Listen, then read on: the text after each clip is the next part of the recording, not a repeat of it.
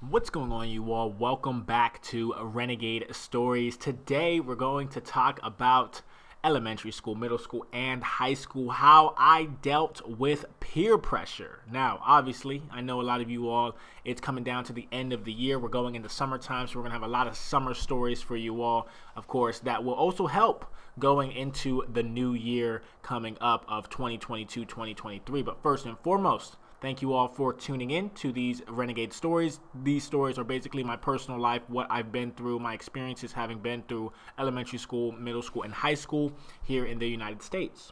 So, first things first, there's always the conversation that comes up, whether it's with your friends, whether it's with some people your friends know, or invitations of that sort, relating and pertaining to, say, parties, say, crazy events, things that are off of the school property, basically, that people want you to do, people want you to try, people want you to kind of get involved with what they're involved in so that they don't feel left out. And of course, they don't want you to be left out. So that's why it's brought into the fold where you may or may not be interested in what they're doing, but you're curious. You know what I mean? At the end of the day, you are curious.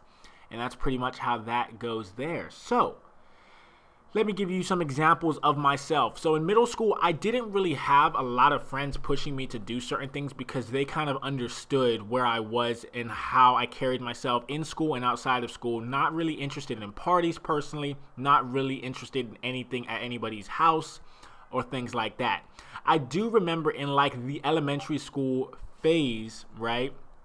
It was super unique because what ended up happening in elementary school phase is that we already had neighbors like close by us. Like we already had a community basically where everyone knew each other's parents. So they knew there wasn't going to be any funny business going on in the neighborhood basically. So we all hung out with the same people every single day. Me and my brother hung out with the same people every day within the community. We went over to people's houses, but obviously, again, it was on the property of the apartment complex. So it wasn't like we were traveling like 5, 10, 20 miles away from where we currently were staying.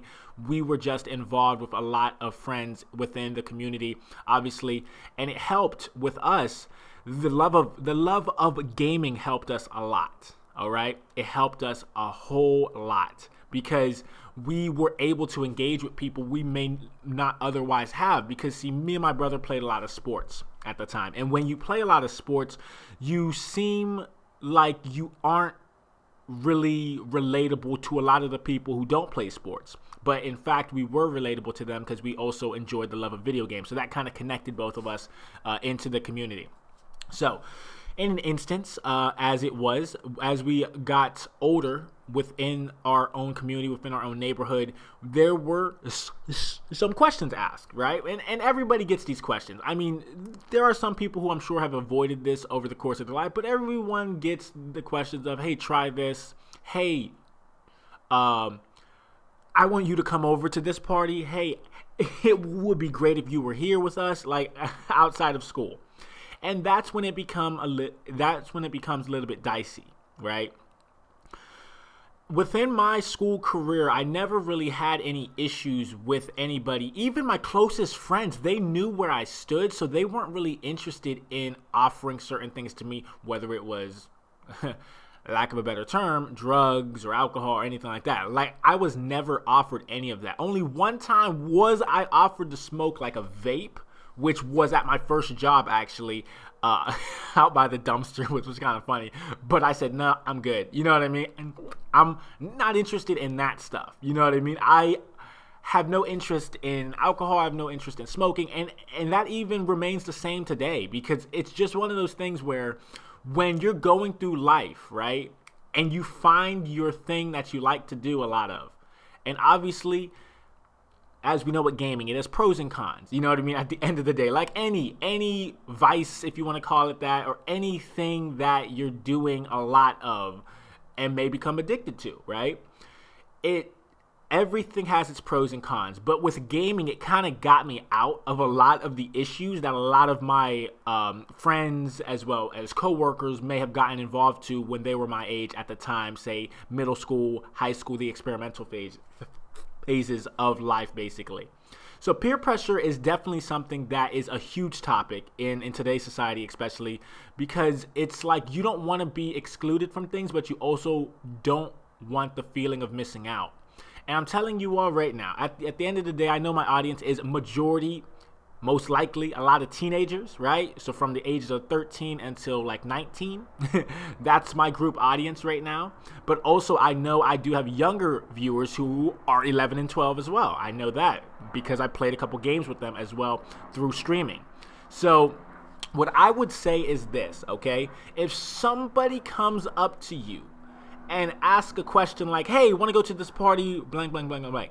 Now, it could be either be a middle school party where all the parents are there, completely fine. You know what I mean? At the end of the day. But there's always something about a party on a weekend, like a Friday night or a Saturday night when no one's parents are home. And that's when people get into trouble, whether it's drinking alcohol too early or whether it's smoking something they shouldn't be smoking. That's pretty much the gist of it. And I'm sure a lot of you all have stories for yourself as well where you said, no, hey, no, I'm not interested in that.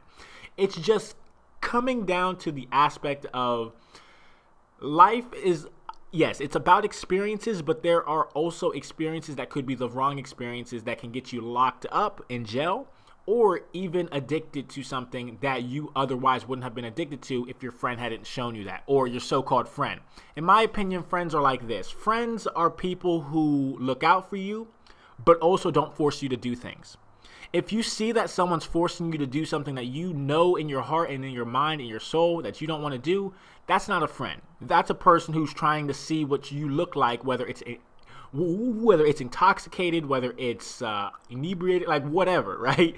They want to see what you look like without your structured mind, basically, because a lot of that stuff, the drugs and the alcohol, clouds your judgment and changes how you perceive things, how you look at things, and think that everything's okay. No, it's not.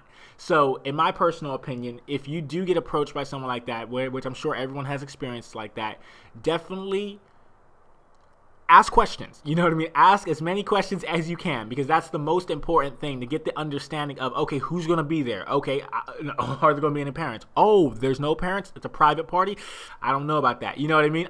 That's how I approached peer pressure, because I was like, I'm not trying to get involved on the weekend where they're going to be gossiping about me on Monday morning, basically, because I did something, whether I was drunk or not drunk or whatever. You know what I mean? I was at the party that got crashed or something like that. Like, just in my personal opinion, guys, don't put yourself in a position where you know your parents are going to be upset with you. You know what I mean? Like, don't put yourself in a position where you understand that, hey, mom and dad may not be proud of me on this situation. I get the experimental phase, but at the end of the day, guys, some experiments just aren't worth testing. All right? Thank you all so much for listening to this Renegade Stories. If you enjoyed it, hit the thumbs up and subscribe to the channel if you are new. Guys, we will continue to be doing the stories. Let me know if you have any stories that I should cover or any experiences that you haven't heard yet. Obviously, I got a lot of experiences. I've been you guys' ages before, so I understand what it's like to be a 12, 13, 14, 15, 16, 17, 18, 19, 20, 21, and now 22-year-old. I've seen a lot of stuff, guys. So obviously, if you have any questions or concerns or want to reach out to me personally, we got the Discord link down below. We do stream daily as well, so definitely check out those links down below. Thank you all for listening, and have a good one. Peace.